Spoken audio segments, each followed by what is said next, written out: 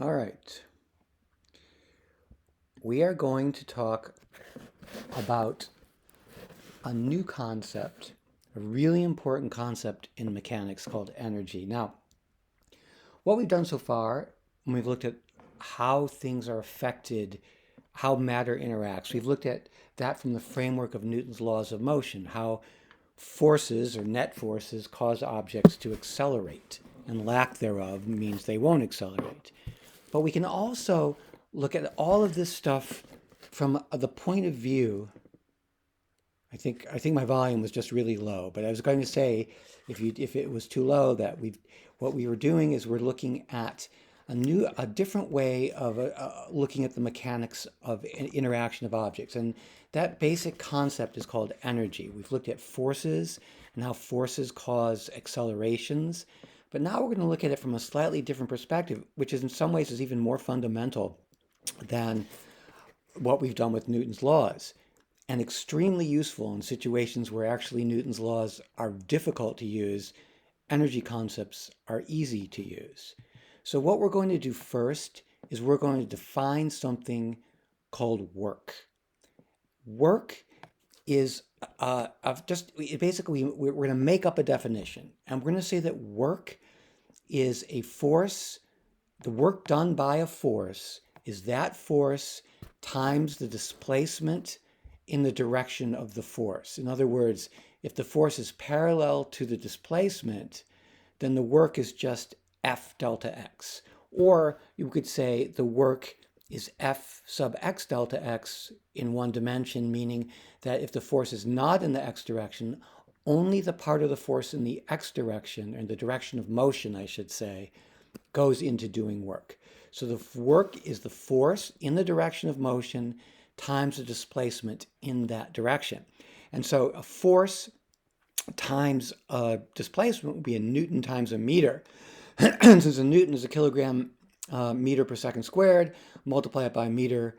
This unit is a kilogram meters squared per second squared, also a Newton times a meter, also known as a joule. So you might recall from earlier courses that a joule is a unit of energy, and you can already see that work and energy are going to have this interconnected relationship. Okay? Now, as I just said, if the force is not in the direction of motion, the work done by this force is only the component of the force in the motion direction times the displacement. So in this case, I would just take the component of force F cosine theta, multiply it by delta x, and the work done would be F cosine theta times delta x, or times d if you want to call delta x d. I don't know why they're calling it d in this slide, but F cosine theta times the displacement in the displacement. Okay? Already right. Now, if you have forces that are in the direction of the motion, they will do work on the object. But if the forces are perpendicular to the motion direction, then even if the thing is moving to the right, there's no work done by these forces because these forces are not involved in that direction of motion. They're perpendicular. And this is in the equation too, because cosine of 90 is 0. So the work done by a force that's applied perpendicular to a motion will be 0. Only components that are with or against the motion do work. Okay, so in this case though, say you're lifting up this object. You apply a force F, and there's a downward force of gravity in the other direction. Each one of these forces are going to do work. The work done by this force, if you're lifting it up, will be the force times the distance, or the force times delta x. The work done by the force that's opposite the motion direction will be negative.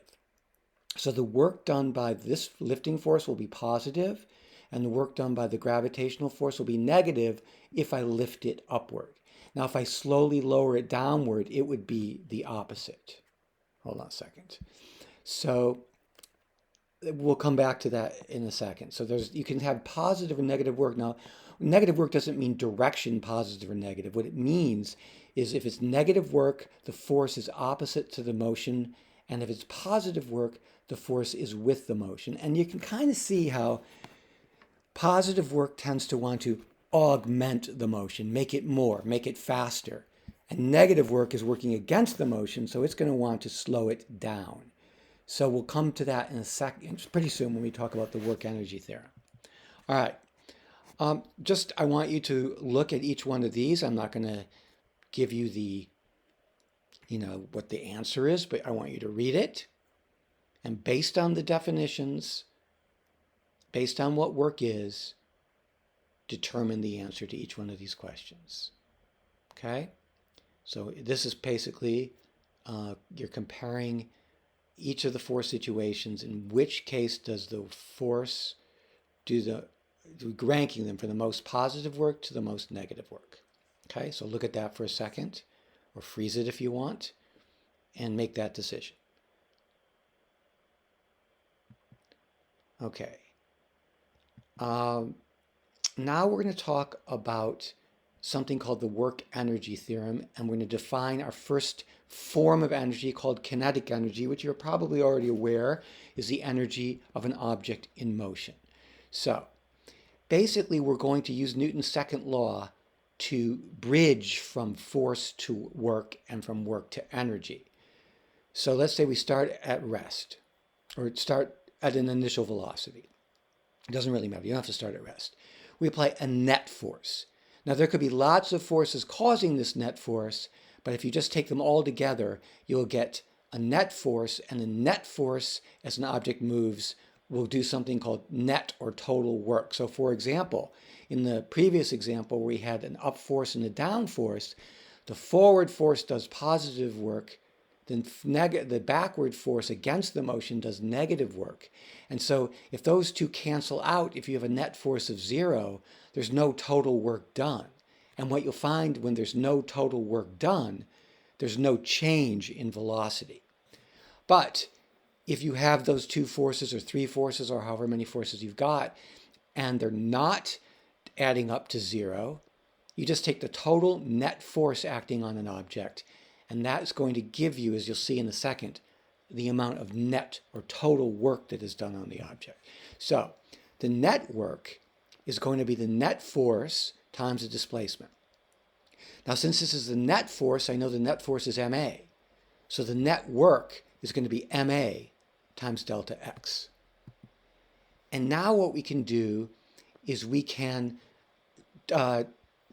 substitute in this kinematic equation, assuming we've got a constant acceleration, and we will if we have a constant net force. So remember this kinematic equation right here.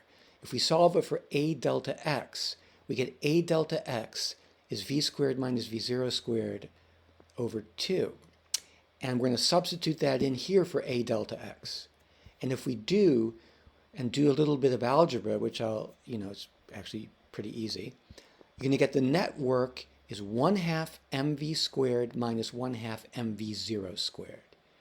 Now this is a really useful relation here. This is called the work kinetic energy theorem. What we define is we define this term, 1/2 mv squared, at any moment. That term is called the kinetic energy of the object. And what this work energy theorem says is that if you do net work on the object, that is equal to the change in kinetic energy of that object. This is the final kinetic energy, and this is the initial kinetic energy for the motion described above. So what we have here is something, now we're talking about net work causes a change in energy, kinetic energy specifically, and that kinetic energy change is exactly equal to the amount of net work that you did. Okay? And again, kinetic energy, is the term 1/2 mv squared. The units are also the same as the units of work. So we got joules equals joules, which tells you there's a kind of an intimate connection. Work can change energy. Energy has the ability to do work. So a simple expression again is the net work is the final kinetic energy minus the initial kinetic energy equals the change in kinetic energy. Okay, so again, let's think about these questions. I want you to read them, true or false. Okay, and we'll discuss these in class. So read it through. True or false. Okay, slightly different question. Again, true or false.